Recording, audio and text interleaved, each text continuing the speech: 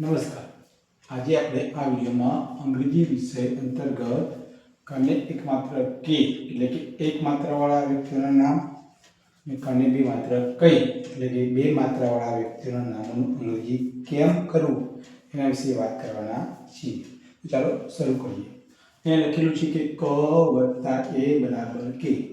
કનો કે, એનો ઈ એટલે કને માત્ર કેનો સ્પેલિંગ થશે કે ઈ.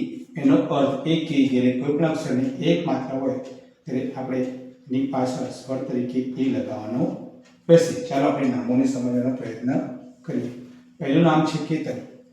કેતનમાં પહેલો અક્ષર છે કે એટલે કે મૂળ અક્ષર ક નો કે. અહીંયા એક માત્રા છે એટલે એનું થશે ઈ.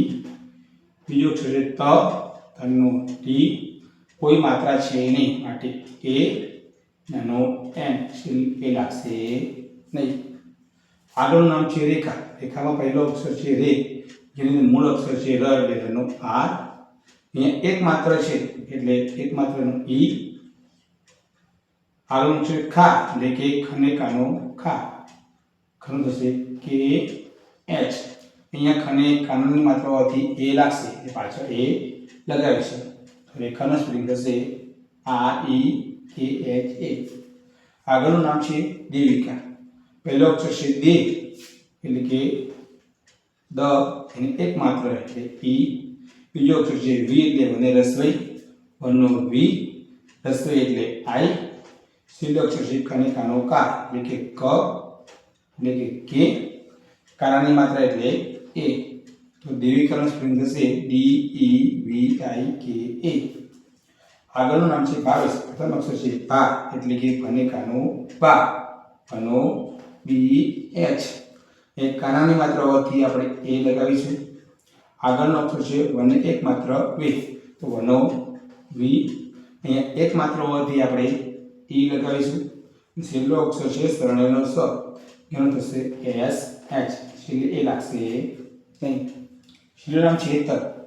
હેતલનો પહેલો અક્ષર છે અને એક માત્ર એ એટલે કે નો એચ. અહીંયા એક માત્ર હોવાથી ઈ. બીજો અક્ષર છે ત એટલે તેનો ટી, કોઈ માત્ર નથી માટે એ. છેલ્લો અક્ષર લ એટલે નો એન, છેલ્લે એ લગાવીશું નહીં. એ જ પ્રમાણે અહીંયા આગળ આપણે કે ક + અઈ એટલે કને બી માત્ર કઈ.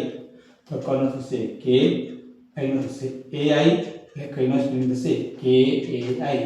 એટલે કે જ્યારે કોઈ પણ અક્ષરની બે માત્રા હોય ત્યારે આપણે સ્વર તરીકે એ આઈ લગાવવાનું રહેશે. પહેલું નામ છે કૈલાસ. કૈલાસમાં પ્રથમ અક્ષર છે કઈ એટલે કે મૂળ અક્ષર કનો કે. અહીંયા બે માત્રા હોવાથી આપણે સ્વર તરીકે એ આઈ લગાવીશું. બીજો અક્ષર છે લા એટલે કે લને કાનો લા એટલે લ, કાનાની માત્રા હોવાથી એ. છેલ્લો અક્ષર છે સ, સનો થશે એસ, એ લાગશે નહીં. બીજું નામ છે વૈભવ. પહેલો અક્ષર છે વૈ એટલે વનેની માત્રા, વનો વી, બે માત્ર હોવાથી સ્વર તરીકે લાગશે એ આઈ. બીજો અક્ષર છે ભ, ભનો બી એચ, કોઈ માત્રા છે નહીં માટે એ. છેલ્લો અક્ષર વ, વનો વી, છેલ્લે લાગશે નહીં. આગળનું નામ છે જયમીન. પ્રથમ અક્ષર છે જય, જનેની માત્રા એટલે જનો જી, બે માત્ર હોવાથી એ આઈ. બીજો અક્ષર છે મને રસોઈની એટલે મનો એમ. અહીંયા રસોઈની માત્રા છે એટલે માટે આઈ કરીશું. છેલ્લો અક્ષર છે ન, નો એમ. આગળનું નામ છે શૈલેષ. પ્રથમ અક્ષર છે સલેની માત્રા, સળેના સનો થશે એસ એચ, બે માત્ર હોવાથી એ આઈ. બીજો અક્ષર છે લે, લનો એર, એક માત્ર હોવાથી ઈ. ષટકોણનો સ, એસ એચ, એ લાગશે નહીં પાછળ. અને છેલ્લું નામ છે નૈતિ.